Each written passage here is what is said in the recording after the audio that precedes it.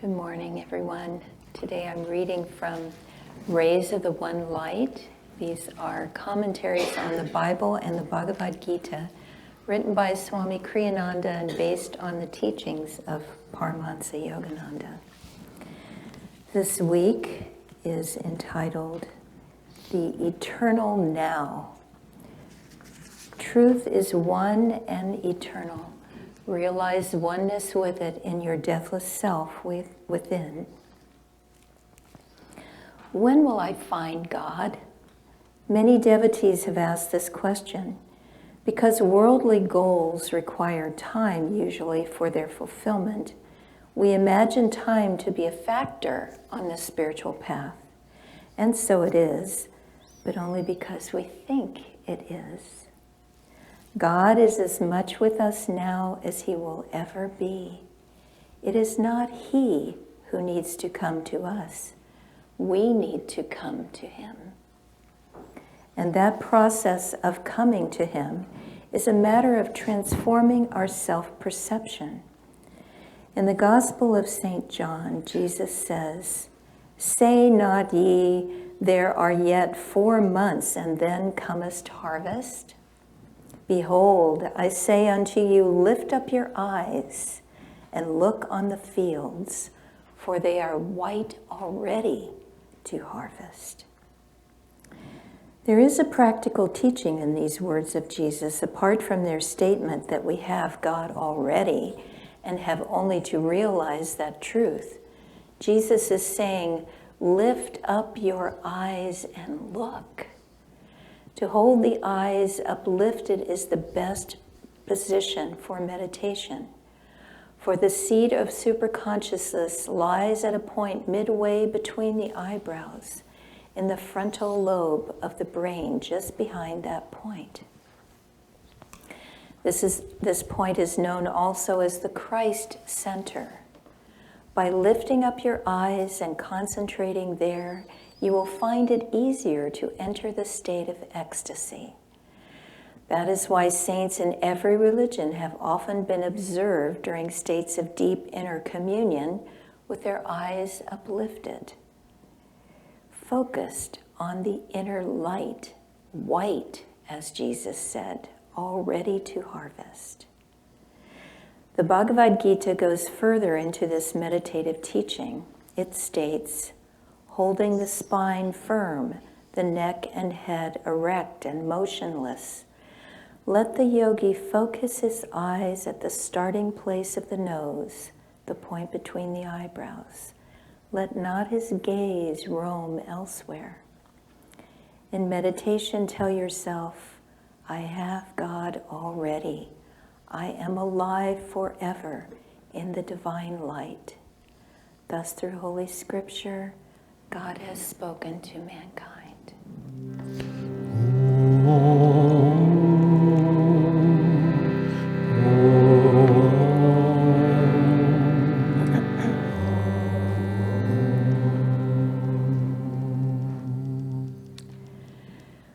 I was thinking this morning as we were meditating on peace of mind that the world is not very peaceful. The world is chaotic. The world is frantic. I read an article recently that was talking about the attention span of people. Yes, we're giggling. We all know the answer to that. It used to be 2 minutes. Recently, a couple of years ago, it became 45 seconds. And now it's 24 seconds. That's the frenetic pace of the world. And our job is to step back from that. Swami Kriyananda one time said that the makeup of the population of the world right now is that the Atlanteans are reincarnated, and they're doing all the tech stuff. You know, they're creating that frenetic pace. And the politicians and world leaders are reincarnated Romans with their excesses, shall we say. And then there's the reincarnated American Indians and the reincarnated Eastern Indians, like all of us, who are quietly rebuilding the world. And when the Atlanteans and the Romans have their battles and it's all a mess, they will finally notice that there's this whole other segment of the population that has been consistently building a new world. So take that as a responsibility. It is our duty to step back from that frenetic and crazy pace of the world and go deep into meditation. This reading is talking about concentrating at the point between the eyebrows. And as you'll remember, I hope, Yogananda said that this is the fastest way to find God, to focus here. We need to become still. Our attention span needs to expand from 24 seconds into hours of devoted concentration on God. Well, that's easy to say, but how do we do that? How do we still our minds? Well, I have often quoted this, and I will quote it again today because it's so perfect. It's from the Saint Ashtavakra, who was a saint who lived many, many hundreds of years ago, and he was a favorite of Ramakrishna. And Ramakrishna was a favorite of Swamis and masters. So I consider him a saint in our line. And Ashtavakra said, God made all things. I love it because it's so simple. God made all things. There is only God. So think of that. The chair, the floor, the person next to you, the snacks that are going to be after service, every little thing, every molecule, every breath of air, everything is God. There is only God. And Ashtavakra said, when you know this, desire melts away. You have everything. You are everything. Why desire anything? You have it all. You are one with everything.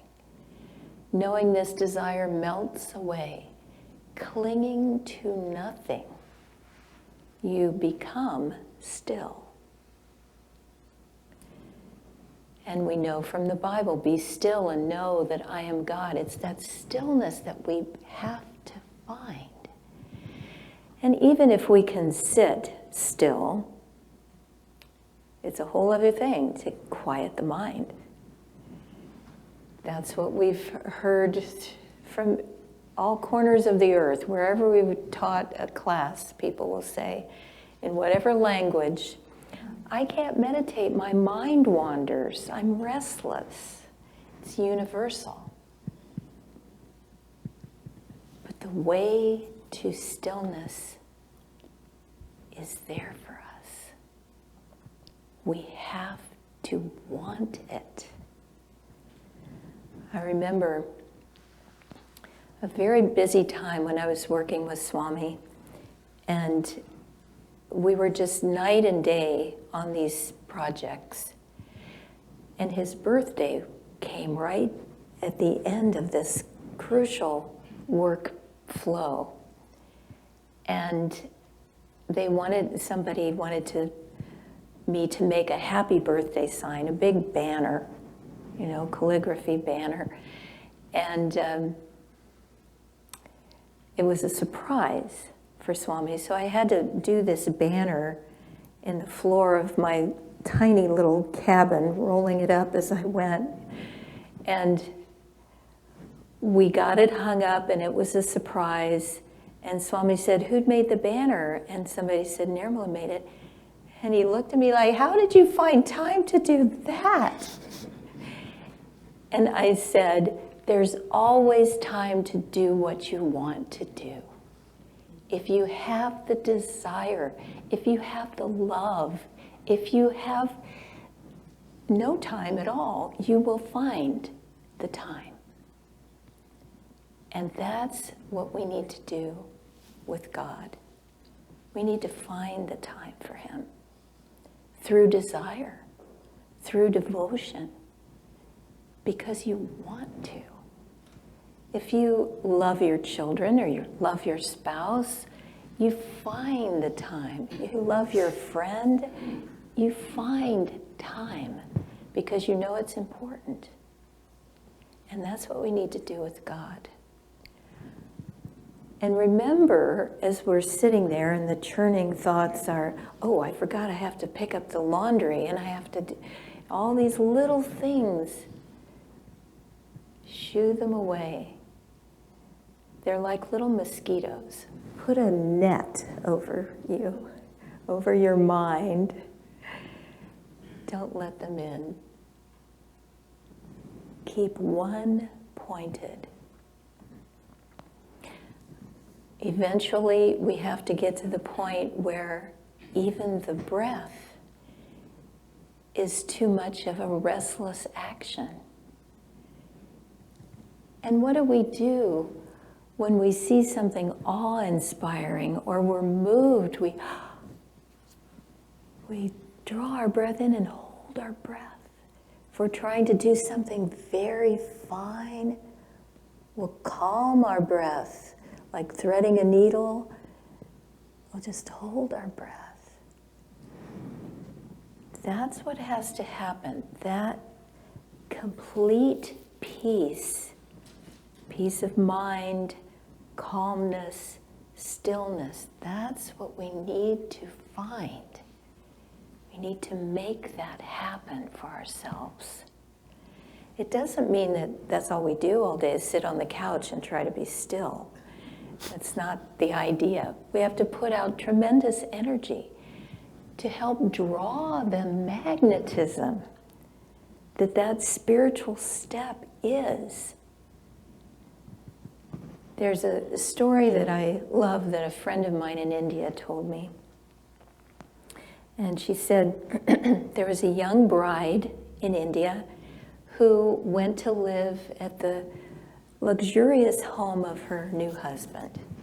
And it was a beautiful home with gardens and fountains and trees. And they adored this young woman. They showered her with the finest clothes, the finest food delicacies, anything her heart desired, they gave her. And she loved them, they loved her. It was a very happy scene. And then one day her parents came to visit her in her new home. And everyone, the extended family, was all gathered together, and they were celebrating this beautiful life that these two young people had. And so her parents asked her what they thought was basically a rhetorical question. They said, "How are they treating you here, my dear?" And everyone's waiting. And she very quietly said, "It's all very nice, but they give me stale food to eat."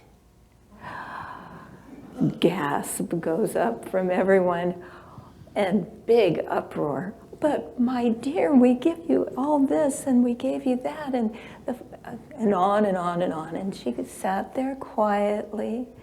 And when everything had died down and everyone was still staring at her, waiting for an explanation, she said, "You have all of this beauty and wealth and luxury through your good karma, through your dharmic action in the past, your righteous action, through giving to people, through loving people, through your service to people. And now you have all of this because of that. But what are you doing now to keep that good karma fresh? How are you giving? How are you serving? How are you loving now? And being high souls, they took her chastisement and they started giving and serving. So we can take that lesson too. If we want to deepen our meditation, we need to serve. We need to give, we need to act dharmically, and we need to do the actions that support our spiritual life.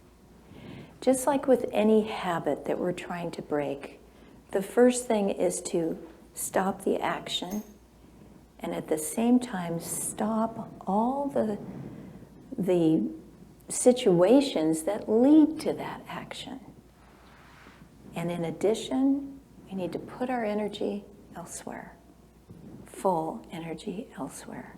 And that's how to break habits. So applied to meditation, we need to stop the restlessness, just like putting that mosquito net over the mind. And then we need to stop all the actions that lead to that restlessness. I was talking to a very dear friend on the phone, great teacher, meditator for many years, and we were joking about how she watches murder mysteries for fun, and saying, even that's got to go. Because it puts your mind in that mindset. Think about what you do on a daily basis that puts you in a restless mindset. And think about how you can change that. Because when you want to do something, you find the time. If you want to be still, you will find a way to do it. And then the light will come.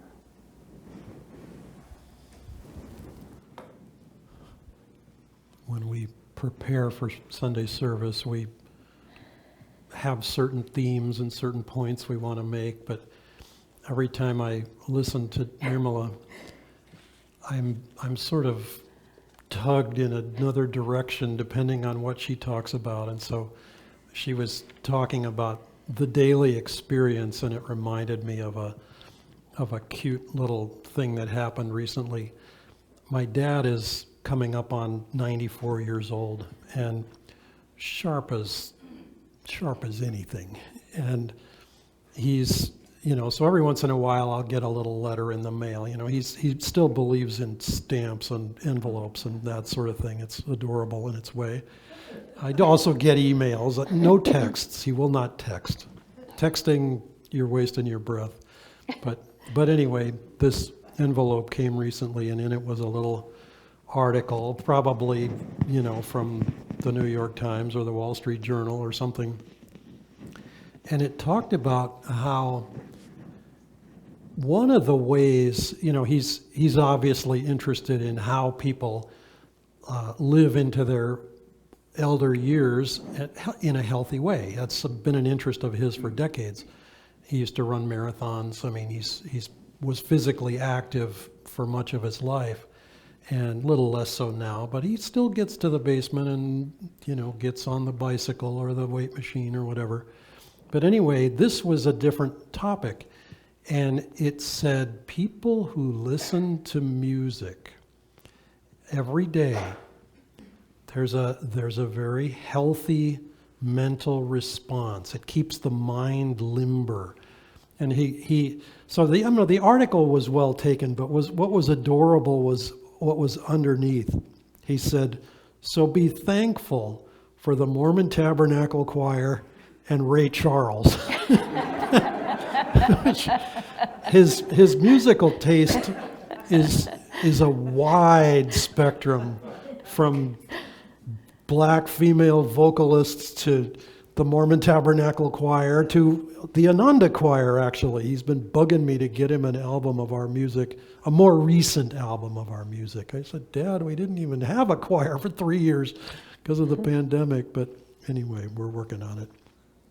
But the everyday what's going through has a lot to do with what happens when we sit to meditate. And as Nirmala very rightly pointed out, we're dealing with perhaps a shortened attention span. Swamiji, in this context, mentioned he said he was in Rome, like at a barber shop or something, getting his hair cut. And he noticed, because, places like that will often have television set after television set in the room. I mean, they're all tuned to the same channel. He said, "I noticed that every 2 seconds, the scene changed. The action stopped and you saw a different angle. It was like they had to keep breaking it." And he said it was incredibly jarring it's to sort of have the flow stopped and started. And he attributed that sort of thing to how and why attention spans get shorter, because it's this jerky stop action. By contrast, some years ago, we took a pilgrimage to India. And a few years before that, I was on my one and only pilgrimage, which I happened to be helping lead, but we were in the same place. We were in the Rishikesh area.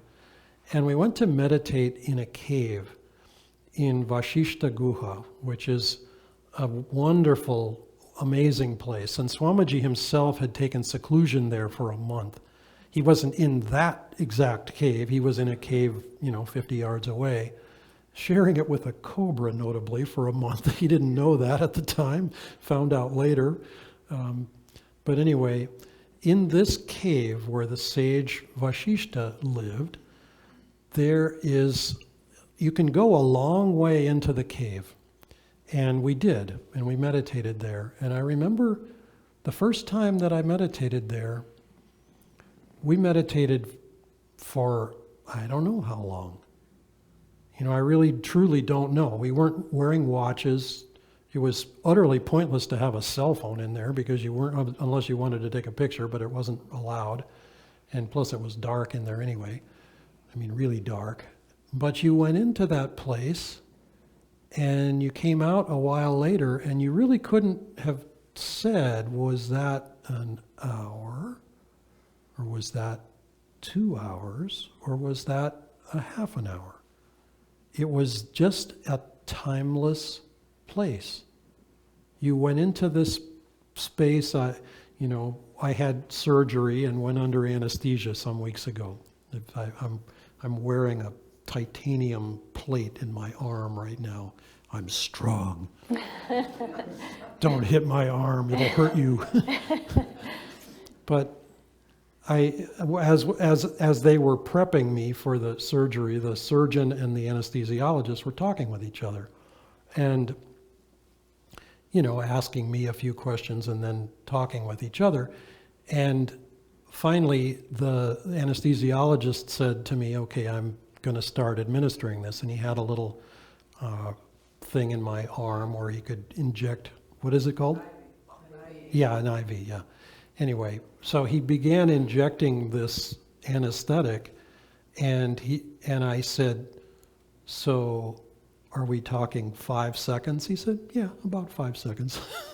And I counted down, and it was like I watched the lights go out, and they went out. I mean, just like out. And then when I woke up, I had this thing in my arm and some stitches and the whole thing across here, and and they were happy, everything had gone well, and there again, I couldn't have told you, was that a half an hour, was that 2 hours? It turned out it was less than an hour, which was a very good amount of time. But when we go into that place, anesthetic is in a way the wrong image here, because meditation is not anesthetic, okay? Meditation is more conscious, not zero conscious. I want to read something that Swami Kriyananda wrote, and I find it a little bit charming and perhaps intentional that he wrote this for Groundhog Day of a given year. I'm going to have to... This little app has an uncomfortable feature that when you wiggle it, it jumps to a different day of the year. Okay. So, Groundhog Day, for the one saying for every day of a year, for living wisely, living well, goes as follows. Think of time as a radiation outward from your own center. Past and future move not only directionally like a river, they also revolve around their center in the changeless now. Now that is industrial strength. That is the genuine article. Because time, yes, we've all heard time is relative. People ask the question, what came before the Big Bang? And scientists go, we don't know, because time began with the Big Bang. There was no time before the Big Bang, therefore we don't know. You could say oneness was before the Big Bang, if you can even say the word before, because before implies time, and if there wasn't any time, there wasn't. But going into deep meditation takes us out of time. One way to understand that, think of time as a radiation outward from your own center. If you want to get past that freneticness of daily life, you go into your own center and you go into stillness. You go into beyond time. Swamiji used to point out that when he would get into a project, often, writing a book, for example, people would say, or he might even think himself, well, this is going to be hundreds of pages, therefore past history suggests it's going to take this amount of time. But he said, I go into that place and I can accomplish a tremendous amount in a very short period of time just by being in a very high energy, very focused place. It's like he steps out of time.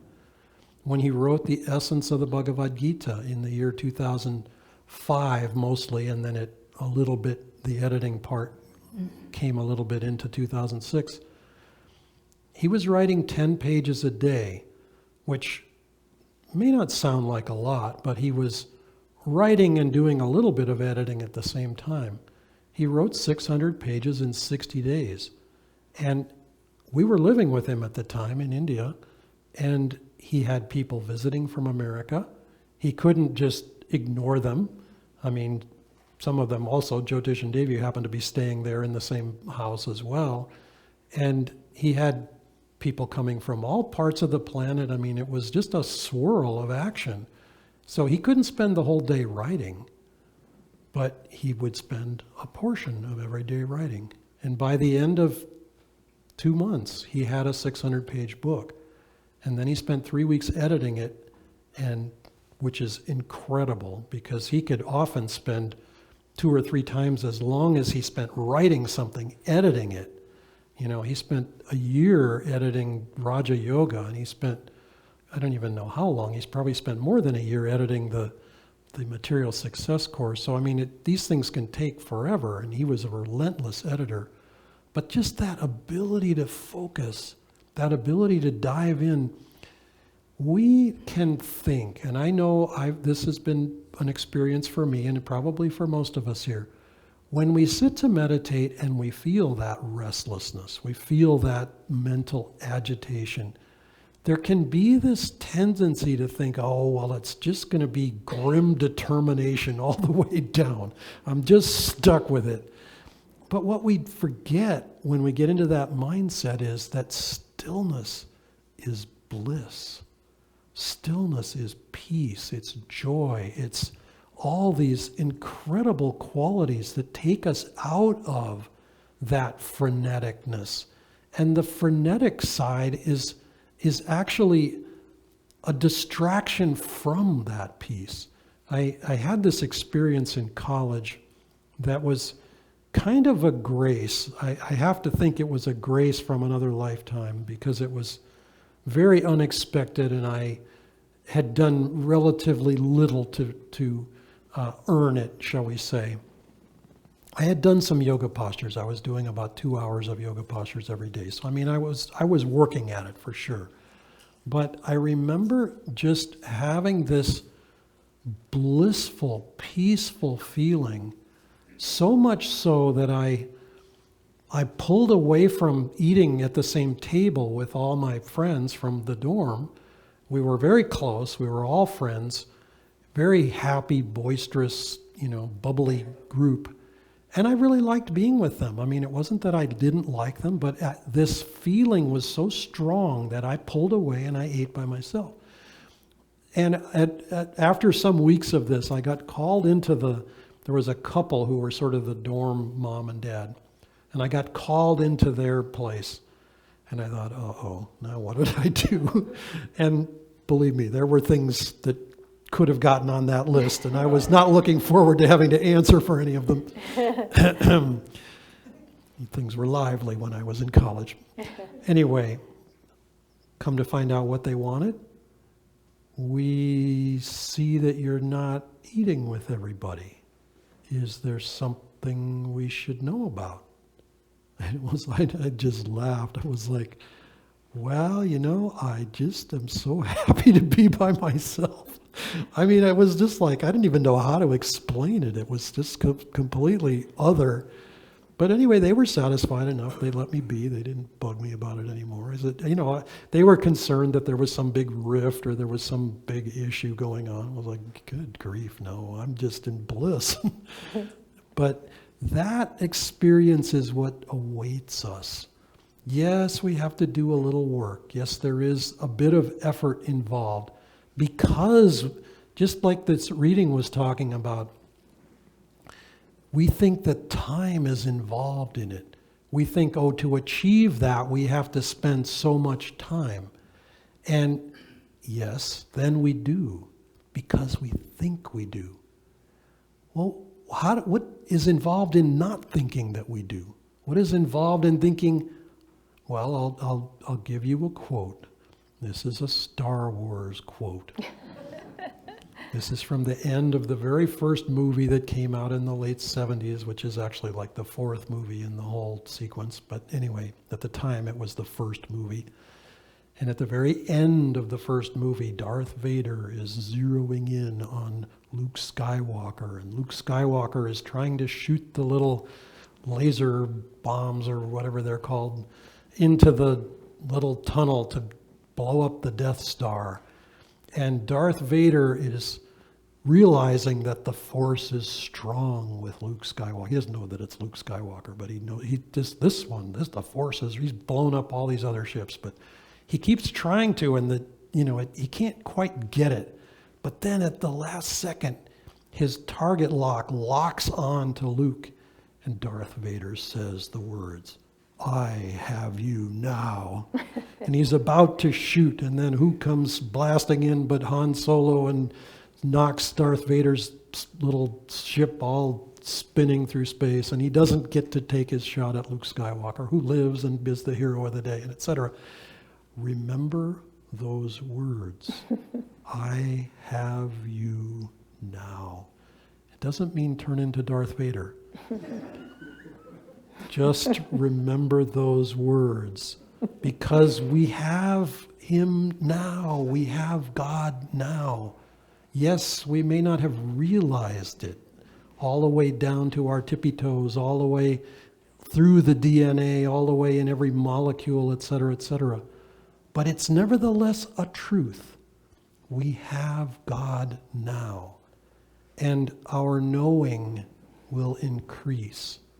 And with practice, yes, with sort of untangling all of those things. You know, when I was in the construction trade, it used to just awe me how a hose, an extension cord, whatever, would just get tangled up.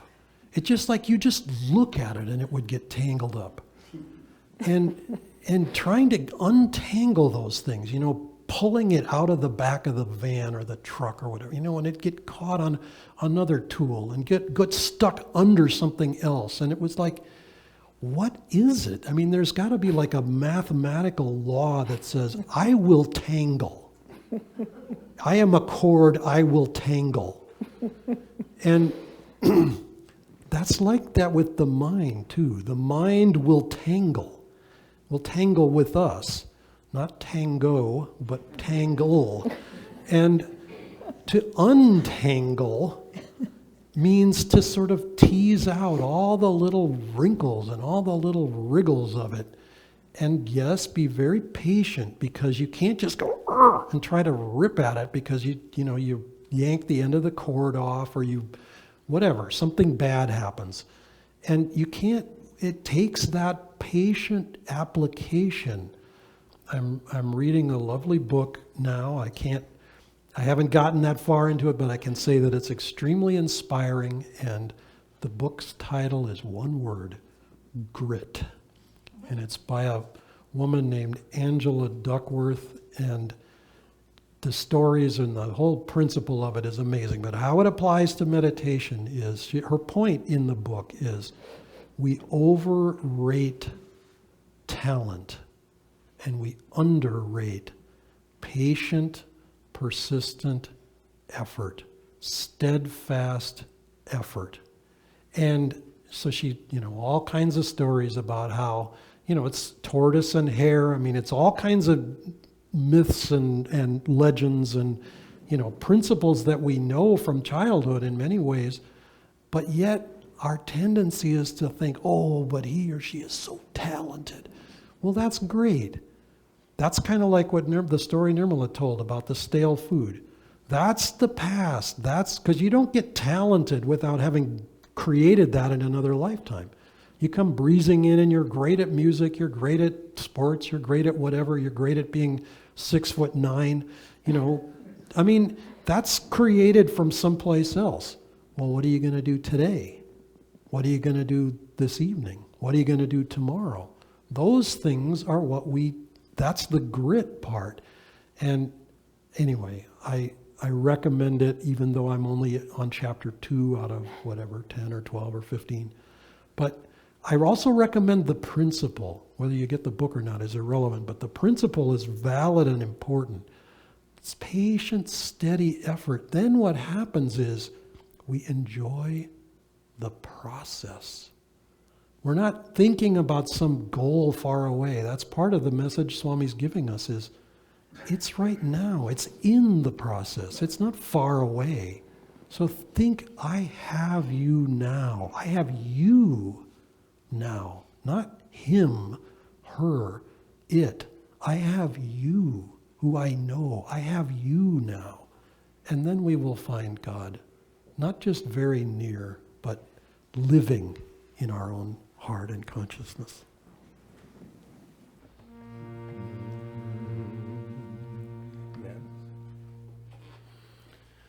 Lord Most High, our Heavenly Father,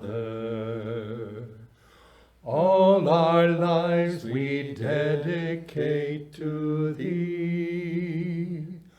All our labors, all our joys and woes, all our pleasure, all our melody.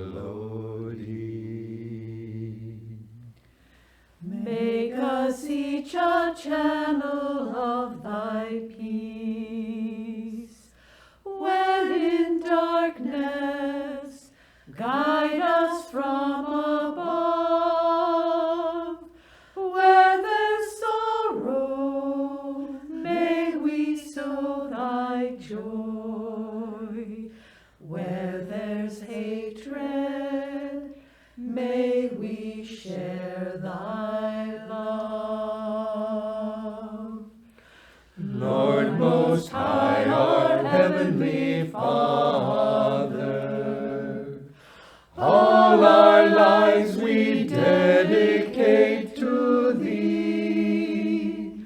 All our labors, all our joys and woes, all our pleasure, all our melody.